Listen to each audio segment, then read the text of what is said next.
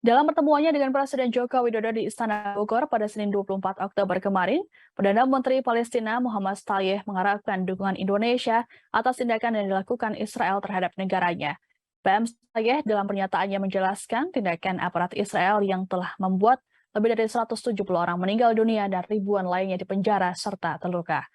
Lebih lanjut, katakan Shtayyeh, hingga kini upaya pencaplokan terhadap wilayah Palestina untuk permukiman masih terus dilakukan oleh Israel.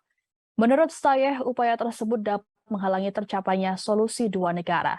PM Shtayyeh mengungkapkan pembicaraannya dengan Jokowi juga membahas dan mendengarkan sejumlah hal yang penting tentang kesatuan bangsa-bangsa Palestina untuk menghentikan perpecahan di dalam negeri.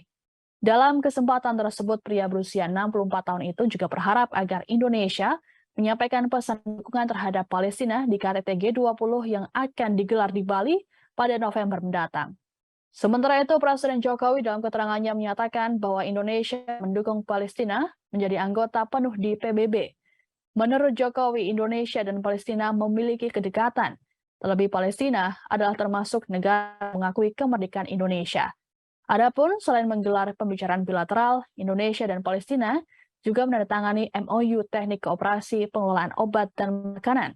Penandatanganan itu diwakili oleh Menteri Kesehatan Palestina dan Kepala Badan Pengawas Obat dan Makanan atau BPOM.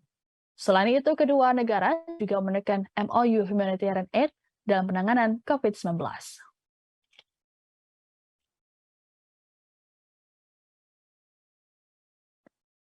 Yang Mulia Perdana Menteri Shtayyeh, ahlan wa sahlan, selamat datang di Jakarta, selamat datang di Indonesia. Ini merupakan kunjungan resmi yang pertama Yang Mulia Shtayyeh ke Indonesia sebagai Perdana Menteri. Indonesia dan Palestina adalah sahabat dekat. Palestina adalah salah satu negara pertama yang mengakui kemerdekaan Indonesia. Indonesia juga secara konsisten terus mendukung perjuangan bangsa Palestina.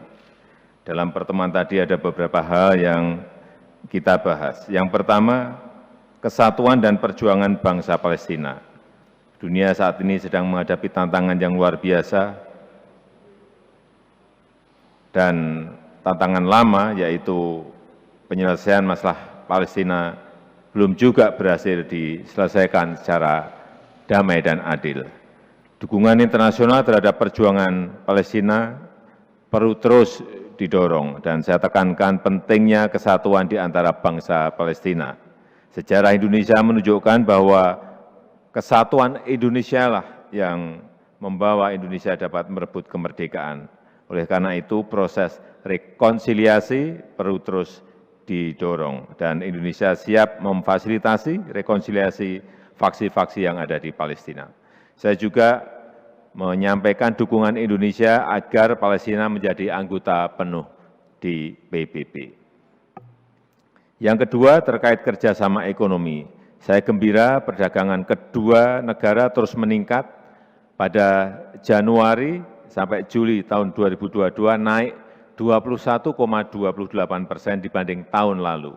Indonesia telah memberikan fasilitas unilateral berupa pembebasan biaya masuk untuk kurma dan zaitun dari Palestina ke Indonesia, dan akan diteruskan nanti untuk produk-produk yang lain dari Palestina. Ini merupakan bentuk lain dukungan Indonesia kepada Palestina, dan Indonesia berharap kerjasama ekonomi dapat terus ditingkatkan di masa-masa yang akan datang.